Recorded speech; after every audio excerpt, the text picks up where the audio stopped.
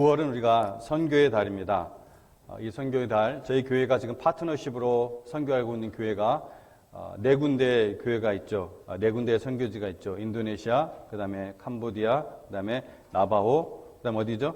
마지막으로 우리가 기도하고 결정한 데가 아랍 난민, 독일에 있는 아랍 난민들, 보트 피플이에요. 보트 피플. 그래서 아랍 사람들이 그 목숨을 걸고 그 바다를 건너서 보트를 타고 온 그 아랍 난민들을 상대로 최근에 제가 선교부장님한테 전달해드렸는데 각 목장에 전달이 되는지 모르겠습니다. 최근에 4명이 침례를 받았습니다. 그 사진을 보고 너무나 하나님께 감사하고 이런 상황 속에서, 그리고 그들이 지금 코로나 바이러스 이런 상황 속에서 예배를 드리고 싶어가지고 온라인 예배는 지금 드리고 있는데 현장 예배를 너무 드리고 싶어서 그 선교사님께 많이 해가지고 이제 아무래도 현장 예배를 거기에 시작해야겠다고 해서, 그게 이제 드린 지가 한 3주 됐으니까 2-3주 됐으니까 아마 이제 현장 예배를 거기도 드리기 시작한 걸로 합니다. 여러분 더 안전을 위해서 기도해 주시고 그리고 선교사님들을 위해서 기도해 주시기 바랍니다. 어쨌든 이번 달은 저희가 이제 선교의 달이라서 앞으로 3주 동안 제가 선교에 대한 하나님의 말씀을 전하도록 하겠습니다. 오늘 첫 번째 시간으로 하나님의 선교 한번 같이 제목을 읽어보도록 하겠습니다. 하나님의 신교, The Mission of God. 하나님의 선교, 이거 뭐냐? 땅의 모든 족속이 너로 말미암아 복을 얻을 것이니라, 이 말씀에 있습니다. 하나님의 선교의 그 하트는, 그 중심은, 그 코어 밸류는 바로 이 말씀에 있습니다. 땅은 모든 족속이 너로 말미암아 복을 얻을 것이라. 바로 오늘 우리 읽었던 본문 말씀 12장 3절 말씀이죠. 그래서 오늘 본문은 우리 그리스도인들에게 있어서 가장 중요한 본문 중에 하나입니다. 물론 아브라함의 혈통적 자손들인 지금 이스라엘 사람들도 이 본문 말씀을 굉장히 귀하게 여깁니다. 그렇지만 혈통적 자손들보다 믿음 안에서, 성경에 의하면 우리가 믿음 안에서 아브라함의 영적 자손들인데, 이 영적 자손들은 우리에게 더더욱 중요한 본문인 줄로 믿습니다. 우리가 하나님의 가장 큰 사명인 이 선교를 하려면은 오늘 이 본문을 알고 명심해야 됩니다. 이 말씀 자체로는 워낙 알려진 말씀이기 때문에 잘 아는 말씀인데, 사실 선교의 현장에서 혹은 선교사님들이 이 말씀을, 목회 현장도 마찬가지입니다. 이 말씀을 망각하고 선교를 하거나 목회를 하는, 전도를 하는 그런 경우가 결과적으로 볼 때 항상 그렇게 있는 것을 좀 봅니다. 그래서 이것을 우리가 모르면은, 이 선교의 원리를, 이 하나님의 그 심장의 그 마음을 모르면은 선교는 하나님의 뜻과 전혀 반대되는 그러한 길로 갈 수가 있습니다. 성경에 근거하지 않고 국가와 결탁된, 어떤 정치와 결탁된, 혹은 선교사 자신의 어떤 열정과 고집에 치우친 그러한 선교는 오히려 수많은 사람들을 하나님으로부터 멀어지게 합니다. 그것이 교회의 역사 속에서 드러나고 있죠. 그런 선교는 시간이 흐르면은 반드시 부패하게 되어 있고 주님의 영광을 가리우게 됩니다. 오늘 본문 말씀에 의하면 하나님께서는 아브라함을 선택하고 말씀하시죠. 1절 말씀에 여호와께서 아브라함에게 이르시되 너는 너의 고향과 친척과 아버지의 집을 떠나 내가 내게 보여줄 땅으로 가라.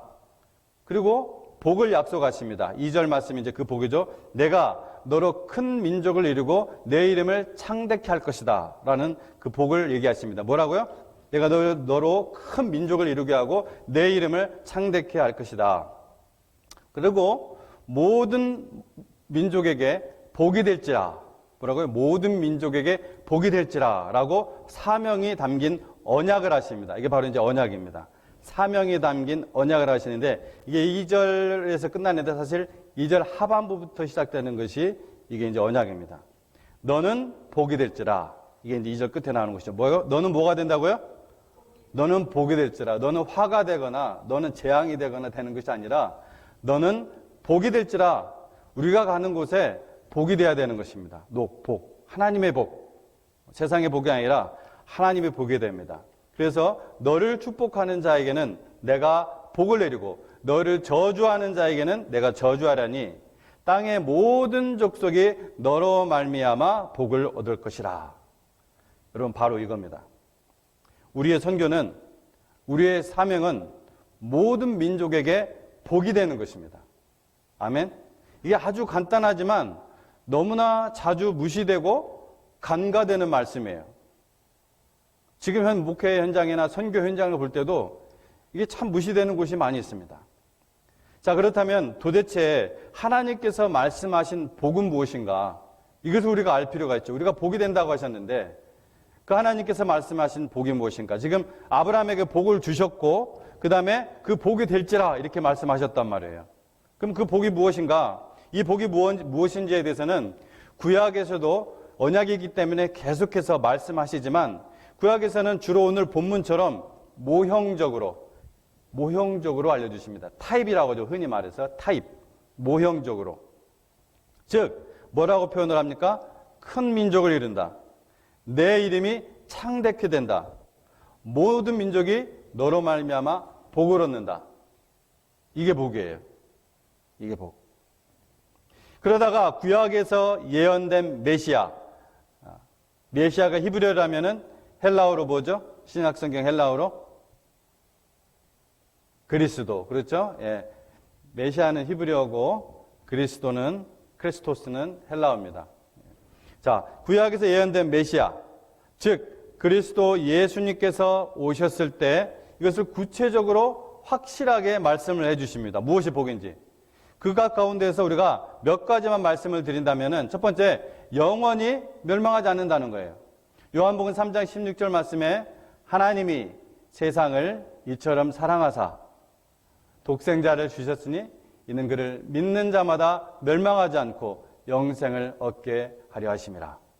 영원히 멸망하지 않는다. 영원한 생명, 하나님 나라, 하나님의 생명은 영원한 생명이기 때문에 바로 하나님의 자녀, 하나님 나라의 백성이 되게 하신다는 약속의 말씀이시죠. 이것이 복입니다. 영원히 멸망하지 않는다. 또 두 번째로 합력하여 선을 이룬다. 지금 몇 가지 예만 우리가 쉽게 접할 수 있는 몇 가지 예, 세 가지 예만 지금 드는 거예요. 두 번째는 합력하여 선을 이룬다. 합력하여 선을 이룬다. 로마서 8장 28절 말씀에 우리가 알거니와 누구가요? 하나님을 사랑하는 자. 다시 한번. 우리가 알거니와 누가요? 하나님을 사랑하는 자. 근데 하나님을 사랑하는 자는 곧 누구냐? 그의 뜻대로, 내 뜻대로가 아니라 어떤 사람의 뜻이 아니라 하나님의 뜻대로 부르심을 입은 자들에게는 모든 것이 합력하여 선인데 이게 어떤 선일까요? 하나님의 선을 이룹니다. 그 하나님의 선이 우리에게 복인 것입니다. 이게 복이에요. 하나님을 사랑하는 자. 심지어 코비드-19으로 우리가 지금 많은 일상생활의 불편함과 또 여러 가지 재정적인 어려움도 있고 또 무엇보다도 하나님의 교회가 계속해서 하나님의 교회의 그 기능을 발휘하는 데 있어서 많은 제약을 받고 있습니다. 그러나 이 모든 것이 합력하여 결국은 무엇을 이룬다고요? 하나님의 선을 이룰 줄로 믿습니다. 우리에게 이러한 믿음이 있어야 됩니다. 세 번째, 영화롭게 하신다는 것입니다. 영화롭게. 로마서 8장 30절 말씀에 그들을 또한 부르시고 부르신 그들을 또한 어떻게? 의롭다 하시고 의롭다 하신 그들을 또한 영화롭게 하셨느니라. 하나님께서 우리를 영화롭게 하시는 거예요. 왜? 하나님이 glorified 되냐면은 His name, 하나님의 이름이 영광스럽게 되면 우리가 그 자녀로 그 은혜의 날개 아랬기 때문에 같이 그 영화의 빛을. 우리 자체로는 영광이 드러나지 않아요. 하나님의 영광이 그늘 아래 있으면은 우리가 그 발광으로 그 빛으로 같이 그 영광을 누리게 되는 것입니다. 이것이 하나님께서 우리에게 주신 복이고 이것이 바로 우리가 어디를 가든 이러한 복으로 사는 것이 하나님의 선교라는 것입니다. 이게 근본이에요. 자, 좀 더 깊이 들어가 보도록 하겠습니다. 창세기 12장은 우리가 오늘 읽은 본문 그 나오는 12장은 아브라함이 이제 소명을 받고 하나님의 언약을 바라보고 이제 막 떠났을 때의 내용이죠. 그렇죠? 그 후 많은 세월이 흐른 후에 창세기 22장에서 또다시 하나님께서 아브라함에게 이 복을 기억하게 하십니다. 많은 세월이 흐른 다음에 언약의 갱신이라고 표현도 합니다. 그래서 이 12장과 22장 사이에는 우리의 성경으로는 10 챕터가 있지만은 사실 아브라함이 참으로 많은 일들을 겪는 그런 이야기들이 나오죠. 굉장히 많은 일들을 겪습니다. 그 10장 사이에. 여러분, 그릇이 다 만들어지지 않았는데 사용할 수 없죠. 사용하고 싶다고 해서 뭐 아무렇게나 그릇이 다 만들어지지 않는데 흙덩어리 갖다가 쓸 수가 없잖아요. 거기다 국을 담을 수도 없고 먹을 것을 담을 수도 없고 뭐 다른 것을 담을 수가 없어요. 더러워지기 때문에. 그래서 진흙이 이겨져서 그것이 그릇 모양이 만들어졌다고 사용될 수 있는 것이 아닙니다. 그것이 각 목적에 따라 잘 구워지고 그 모양이 나와야 되고 또 깨끗해야 사용할 수가 있습니다. 그런 일들이 바로 창세기 12장과 22장 사이에 아브라함에게 일어나는 일들입니다. 많은 인생의 시험 속에서 인간은 자신의 본 모습을 보게 돼요. 아, 내가 이런 존재였구나. 내 이거밖에 안 되는 존재였구나. 이렇게 죄악 덩어리였구나. 이렇게 깨닫고 그때 믿음의 길을 가는 사람은 겸손해집니다. 겸손해져요. 하나님을 더욱더 의지하게 됩니다. 하나님의 언약 성취는 어떤 로또나 복권 당첨같이 되는 것이 아닙니다. 흙으로 만들어진 그릇이 반드시 불가마에 들어간 후에야 그것이 어떤 것으로 쓰일지 비로소 결정됩니다. 불가마에 들어가서 뜨거운 그 열을 받는 과정을 여러 번 거치면은 비로소 깨지고 버려질 그릇, 그리고 천하게 쓸 그릇, 귀하게 쓸 그릇이 결정됩니다. 그리고 여러 종류 다양한 그릇의 이름들이 나오겠죠. 하나님의 백성을 향한 언약 성취의 과정도 마찬가지입니다. 하나님께서는 아브라함처럼 인생의 여러 시험과 고난을 통해 믿음을 단련시킵니다. 아브라함은 여러분의 실패 속에서 겸손해지고 더욱 믿음이 성숙되어 갑니다. 그러다가 결국 모리아산에서, 그 유명한 그 모리아산에서 그가 눈에 넣어도 아프지 않을 독자, 기적으로 나온 그 아들 이삭을 제물로 바치는 그 시험을 통과했을 때 그의 믿음은 절정에 이르게 됩니다. 독자 이삭을 바치라는 명령은 여러분 인간적으로 생각하면은 이게 도저히 이해가 되지 않는 그러한 시험이었습니다. 이교도에서, 그러니까 다른 이방 우상을 섬기는 그런 이교도에서 행해졌던 아이를 제물로 바치는 제사, 그것들이 행해졌거든요. 그런 것들을 혐오하시고 그런 것들에 대해서 하나님께서 심판하시겠다고 말씀하셨는데 뒤에 보면은 하나님께서 오히려 아이를 제물로 바치라니 이거 이해할 수가 없죠. 더군다나 그 아이는 하나님께서 주시마 약속하신 것을 수십 년 동안 기다리다가 그가 100살이 되었을 때, 그리고 그의 아내 사라가 90살이 되었을 때, 도저히 생물학적으로 낳을 수 없을 때 기적으로 주신 아들인데, 그것은 하나님께서 주신 소명이고 비전인데 하나님께서 약속하신 그 소명과 비전을 거둬가시는 것 같단 말이에요. 이거 이해가 안 되죠. 그러나 아브라함은 그때 그 명령이 분명히 하나님으로부터 온 명령, 하나님께서 하신 말씀이라는 것을 알 정도로 분명히 영적으로 깨어 있었습니다. 그래서 지체하지 않았어요. 그래서 바로 순종할 수 있었어요. 또 아브라함은 뭘 알았냐? 하나님은 반드시 자신이 약속하신 것을 철저히 지키신 하나님이기 때문에 그 언약을 지키시기 위해서 이삭이 죽더라도 그 이삭을 다시 살리시든지 하여튼 결국 선을 이루실 줄 믿을 정도로 아주 확고한 믿음의 상태에 이른 상태였습니다. 사실 하나님께서는 어떻게 했습니까? 말씀을 보면은 미리 친히 수양을 준비해 놓고 계셨죠. 그래서 이 시험이 마친 후에 하나님께서는 아브라함에게 다시 한번 언약을 상기시켜 줍니다. 아까 그게 이거예요. 창세기 22장. 그때 언약을 갱신시켜 주세요. 다시 한번 확인시켜 주세요. 그 테스트가 끝난 후. 그것이 22장 17절 말씀입니다. 내가 내게 큰 복을 주고 내 씨가 크게 번성하여 하늘의 별과 같고 바닷가의 모래와 같게 하리니 내 씨가 그 대적의 성문을 차지하리라. 자, 아까 창세기 12장에서 하셨던 그 언약의 말씀을 다시 기억나게 하시는데 이번에 뭔가 좀 더해져요. 그래서 갱신이라고 하십니다. 점점 이게 드러나요. 자, 18절 말씀에 자, 창세기 22장 17절 읽었어요. 18절 말씀이 있습니다. 또 내 씨로 말미암아 천하 만민이 복을 받으리니 이는 내가 나의 말을 준행하였음이라. 자, 여기에서는 처음 언약에서 무언가 좀 더 덧붙여져요. 이게 설명이 덧붙여지는 거죠. 이전에는 요만큼 보여줬던 것들을 이제는 이만큼 보여주는 거예요. 그것이 레벨레이션, 계시의 특징입니다. 그래서 구약에서는 모형으로 보여준다고 한 거예요. 레벨레이션이라는 것은 리빌이라는 단어라고 했죠. 그죠? 리빌. 조금씩 리빌을 해주세요. 하나님께서. 이렇게. 하나님이 리빌 해주시지 않으면은 사람은 볼 수가 없습니다. 하나님께서 그래서 이 하나님의 계시의 특징이에요. 계속해서 점점 구체화시켜 주세요. 그래서 오늘 갱신을 하실 때 그 언약에 조금 더 열려 보이는 거예요. 하나님께서. 첫 번째, 대적의 성문을 차지한다. 두 번째, 내 씨로 천하 만민이 복을 받으리라. 그러니까 대적의 성문을 차지한다 이 말씀 안 하셨거든요. 창세기 12장에서는.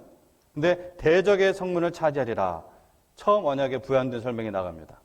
자, 먼저 이 언약은 여러분 이미 성취되었고 성취되어 가고 있고 성취될 것입니다.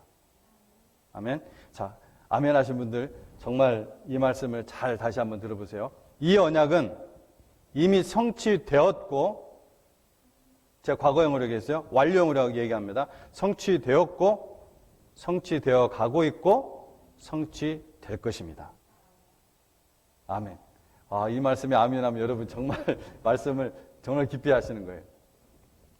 자, 성취되었다. 이 일이 언제 성취되었나? 자, 신약에서 성취된 구절이 나옵니다. 신약에서. 한 구절만 우리가 따면은 신약에서 곳곳에서 예수님을 통해서 이 언약이 성취된 것이 나오는데 처음으로 예수님께서 신약에서 교회라는 말씀을 하시면서 하신 말씀에 이 엄청난 말씀을 하세요. 바로 유명한 말씀인데 마태복음 16장 18절 말씀입니다. 마태복음 16장 18절 말씀에서 뭐라고 하느냐? 내가 이 반석 위에 내 교회를 세우리니 음부의 권세가 이기지 못하리라. The gates of Hades will not overpower it.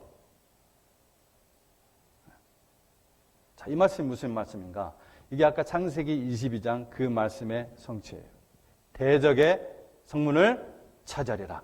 음부의 권세가 여기서 영어로나 혹은 원어로 히브리어하고 헬라어로 이렇게 보면은 같은 의미예요. 똑같은 의미예요.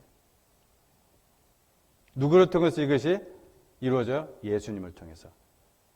반석 대신, 그 교회의 반석 대신 예수님을 통해서 이 예언이 성취입니다. 죄를 들어오게 하고 그래서 죄로 말미암아 모두 영원한 사망에 이르게 한 사탄을 예수님께서는 그 골고다 언덕 위에서 십자가로 그 머리에 꽂아서 무적행으로 쳐넣었습니다. 예수 그리스도의 그 죽음과 부활과 승천 그리고 오순절 성령의 강림으로 교회가 탄생함으로써 사탄은 결정타를 맞았어요. 끝나버린 거예요. 아주 결정타를 맞았어요. 머리가 완전히 박살이 났는데. 대적의 성문이 결정타를 맞고 부서졌습니다. 자, 성취되고 있습니다. 그러나 아직도 남아있는 마무리 싸움이 있다는 것이죠. 예수님께서는 이미 이긴 싸움에 우리를 동참하게 하신 거예요. 우리가 그 영광에 같이 참여하도록. 땅끝까지 이르러 복음이 증거되고 제자가 만들어지고 교회가 세워질 때까지 사탄이 남겨놓은 이 하수인들을 계속해서 이 일을 방해하기 위해 마지막 모든 힘과 계략을 쏟을 거예요. 이 장면이 바로 요한계시록이에요. 이런 내용이 여러분 요한계시록의 내용입니다. 이 세상은 여러분 가나안입니다. 가나안. 가나안은 땅으로 진격하라는, 이 가나안 땅으로 진격하라는 하나님의 명령에 순종해서 대적의 성문들을 부숴야 합니다. 뭐라고요? 가나안 땅을 진격하라고 했잖아요. 가데스 바네에서 그 말씀을 순종하지 않아서 그들이 40년 동안 광야에서 뺑뺑이 돌다가 죽었잖아요. 그죠? 1세대들은. 오늘도 똑같이 말씀하십니다. 교회, 이 가나안 땅인 이 세상을 향하여 대적의 성문들을 부수라. 결코 음부의 권세가 이기지 못한다고 했습니다. 그 가나안 땅 정복 명령은 파괴적인 것이 아니고 또 건설적인 것이고 죽음이 아니라 생명이고 화가 아니라 복입니다. 그래서 제가 이걸 잘못 알면은 이걸 오해하면은 가서 선교한다고 식민지 만드는 거예요. 그게 역사 속에서 있던 일입니다. 복음을 모르고 그 대적의 성문에 갇혀서 죄의 권세들 아래에서 허덕이는 그 영혼들, 영원한 사망의 길로 그 가는 것도 모르고 자기가 가는 길이 영원한 지옥에 떨어지는 그 길인 것도 모르고 그것이 인생인 양, 그것이 소박한 인생인 양, 혹은 그것이 성공된 인생인 양 살아가는 그 영혼들을 건져내야 한다는 거예요. 대적의 성문들을 부수고 교회가 이 일을 하는 것입니다. 믿음으로 하나님의 복을 받은 우리는 그들의 복이 되도록 사용되어야 한다는 것입니다. 성경에 의하면은 믿음 안에서 아브라함의 자손들이죠. 우리에게 뭐라고 말씀하셨다고요? 너는 모든 민족의 복이 될지라. 이 창세기 12장에서 아브라함에게 주신 말씀이 이 성경 속에서 그 수천 년의 역사 속에서 계속해서 그 피 흘린 발자취로, 복음의 그 피 흘린 발자취로 교회 역사 속에서 전달되어서 증거되어서 저와 여러분이 영원한 하나님 나라의 자녀가 되는 복이 되었고 이제는 그러한 똑같은 복의 통로가 되도록 복이 될지라 말씀하시는 거예요. 그래서 우리는 가는 곳마다 하나님의 복음을 전하는 복덩어리들입니다. 복덩어리들. 아멘. 참으로 부족하고 형편없는 우리를 그렇게 사용해 주신다는 것을 그것만 생각할 때도 그것 자체도 복이에요. 그렇죠? 자, 그리고 마지막으로 완성될 것입니다. 완성. 예수님께서는 우리에게 맡기신 싸움을 완전히 끝내는 그날, 이것이 완전히 끝난 날이 있을 거 아니에요. 그죠? 즉 주님의 복음이 땅끝까지 증거되어 그곳까지 교회가 세워질 때 다시 오실 것입니다. 건물이 세워진다는 것이 아니라 주님의 몸이 세워진다는 것이라고 다시 한번 말씀드립니다. 교회는 건물이 아니라고 말씀드렸습니다. 이것이 바로 사도행전 1장 8절에서 11절 말씀이에요. 이것이 예수님께서 직접 하신 약속의 말씀입니다. 마지막 승천하시기 전에 이렇게 말씀하셨죠. 사도행전 1장 8절에서 11절에 오직 성령이 너희에게 임하시면 너희가 권능을 받고 예루살렘과 온 유대와 사마리아와 땅끝까지 이르러 내 증인이 되리라 하시니라. 이 말씀을 마치시고 하늘로 올라가시는데 구름이 그를 가려 보이지 않게 하더라. 올라가실 때 제자들이 자세히 하늘을 쳐다보고 있는데 흰옷 입은 두 사람이 그들 곁에 서서 이르되 갈릴리 사람들아 어찌하여 서서 하늘을 쳐다보느냐. 너희 가운데서 하늘로 올려지신 이 예수는 하늘로 가심을 본 그대로 오시리라 하셨느니라. 아멘. 엄청난 약속을 하신 거예요. 한 가지 우리가 마지막으로 꼭 명심할 것이 있습니다.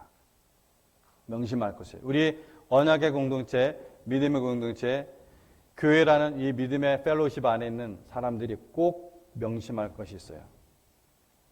언약의 공동체 속에 있었으면서도 복을 결국은 받지 못한 많은 사람들이 있었습니다. 세 가지 예만 말씀드릴 거예요. 세 가지 예. 성경에 나오는 세 가지 예. 언약의 공동체 안에 있었음에도 불구하고 그 복을 누리지 못하고 받지 못한 사람들이 있었다는 거예요. 첫 번째, 예만 드는 거예요. 세 가지 예만. 많이 있습니다. 자, 아브라함의 아들 중에 미디안이라는 아들이 있습니다. 물론 사라에게서 난 아들은 아니에요. 앞에 처들이 죽고 세 번째 처를 통해서 낳은 아들이 이제 미디안입니다. 근데 이 미디안과 이제 나중에는 이 미디안이라는 아들의 이름이 그 족속의 이름에 그 부족의 이름이 됐죠. 굉장히 커져요. 엄청나게 커집니다. 특히 사사시대는 어마어마하게 그 민족이 커져요. 이 미디안과 그 족속이 어떻게 했어요? 이스라엘 사람들이 가나안 땅으로 진격할 때 그 가나안 땅으로 진격하는 이스라엘 백성들을 광야에서 방해하고 괴롭혔습니다. 또 사사시대에는 7년 동안 이 이스라엘을 아주 침략을 하면서 굉장히 괴롭혔어요. 그러다가 기드온과 그 300명의 용사에 의해서 완전히 진멸되어 버리죠. 이 민족이. 두 번째, 하갈과 이스마엘. 여러분, 하갈하고 이스마엘은 누군지 아시죠? 그죠? 하갈은 사라의 몸종이고 그 몸종을 통해서 나온 아들이 이스마엘입니다. 하나님께서 참 불쌍한 이들을 돌보시고 큰 민족을 이루겠다는, 비록 다윗의 그 혈통을 통해서 나오는 메시아가 나오는 그 혈통은 되지 못하지만 큰 민족을 이루겠다고 약속까지 해주셨어요. 자, 하갈과 이스마엘. 그리고 또 야곱의 아들 누구예요? 에서. 그 후손. 이들은 다 어디에 있었어요? 언약의 공동체 안에서 함께 살았어요. 하나님의 말씀을 매일 들을 수 있고 하나님의 복이 무엇인지 예배도 예배의 자리도 함께 심지어 같이 있었고. 근데 이들은 결국에는 하나님의 뜻대로 살지 않고 가인처럼 자기가 원하는 방식으로 제사를 드리고 자기 뜻대로 살다가 하나님 나라에서 끊겨져 버렸습니다. 영원한 지옥으로 가는 거예요. 너무나 안타까워요.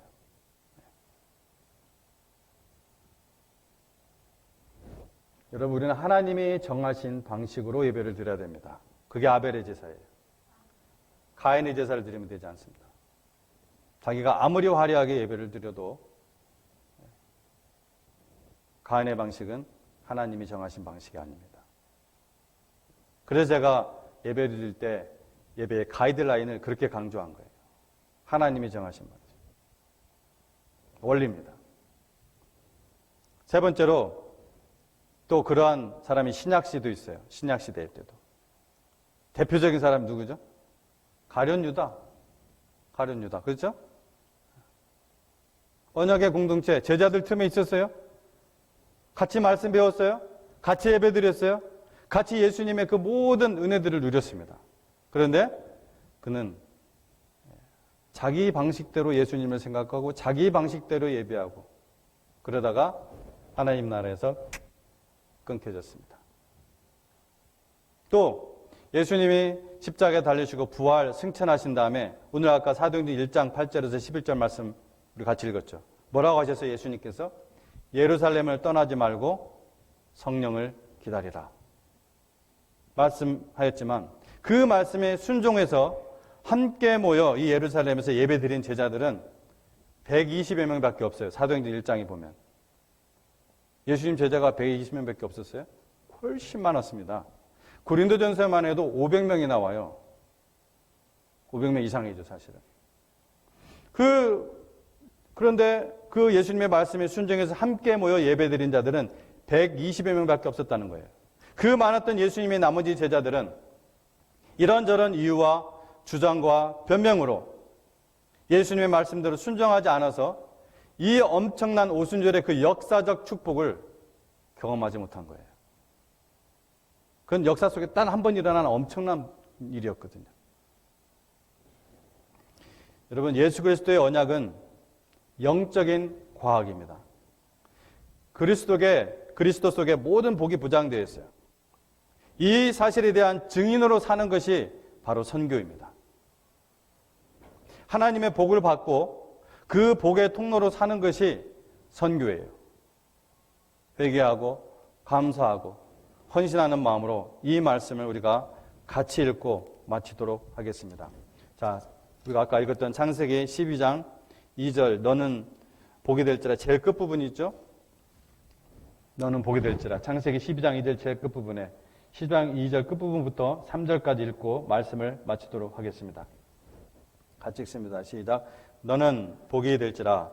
너를 축복하는 자에게는 내가 복을 내리고 너를 저주하는 자에게는 내가 저주하리니 땅의 모든 족속이 너로 말미암아 복을 얻을 것이니라 하신지라. 아멘. 기도하겠습니다.